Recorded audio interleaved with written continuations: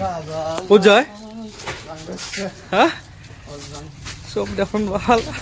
চব packing sir উলিয়াই দিছে নেকি উলিয়াই দিলে নেকি এফাই এতিয়া তাড়াতাড়িকে সঞ্জীৱ আৰু মই গোটেইখিনি বস্তু পেকিং কৰি লৈ আমাৰ নিজৰ নিজৰ বস্তুখিনি ধুনীয়াকৈ নতুন ৰুমটোত থবা আহিছোঁ ৰুমবিলাক বেলেগ বেলেগকৈ লৈছোঁ মই ছিংগেল থাকিম কাৰণ মোক অলপমান শান্তি লাগে বেছি হাল্লা চাল্লা সহ্য কৰিব নোৱাৰোঁ আৰু সঞ্জীৱ হঁতৰ ৰুমত 3-4টাকৈ থাকিব আৰু এইফালে আমাৰ দৌৰা দৌৰি লাগছে কাৰণ মোৰ আছে ডিউটি 2টা বজাৰ পৰাই আৰু আমি এইগিলা আনা নিয়া কৰি থাকোঁতে ছাৰে কাপোৰ পিন্ধিলে কাপোৰ সলনি হৈ গ'ল ইফালে মালিক সলনি হৈ গৈছে ৰুম সলনি হৈ গৈছে এজেঞ্চি সলনি ভগৱান চব সলনি ইফালে কলকাতাৰ ওপৰ মকাই চাই ভাবি আছে জীৱনটোত কি হ'ব আমাৰ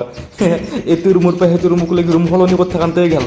আৰু মোৰ বস্তুখিনি মই একলা ওপৰত আনিব লগা আছিল মোৰতো মানে সিহঁতকৈ অলপমান ওপৰত আছে আৰু ৰুম বুলি ক'বাক গ'লে ৰুম এইটোৱে কিন্তু অলপমান অসুবিধা হ'ব কাৰণ এইটো ৰুম নহয় মোৰ ৰুমটো সৰু ৰুম ছাইডত টানি আছে কিন্তু এইগিলা জেগাত কোনো মানুহ চানুহ নাথাকে এইটোহে মোৰ ৰুম গতিকে ৰাতি হ'লে অলপমান ভয়ে লাগে নেকি পানী আছে ৰুমটোত মই কাপোৰ চাপোৰ ধুব অলপমান টান পাওঁ কাৰণে ৰুমৰ ভিতৰতে পানীখিনি আছে ইয়াতে কাপোৰ ধুব পাৰিম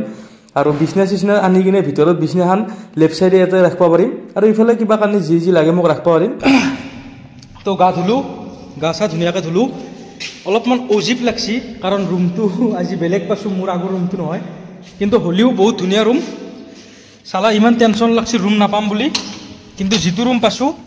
সঁচাই ভালে পাইছোঁ চবে মোৰ আগতে ডিউটি কৰা ড্ৰেছযোৰা দেখাই পাইছে সেইকাৰণে মই ভাবিছোঁ একবাৰ এটা ক্লিপ লগাই দিওঁ এইটো হৈছে আমাৰ নতুন এজেঞ্চিৰ ড্ৰেছ পিছত ভিডিঅ' মানে ভালকৈ দেখাম দে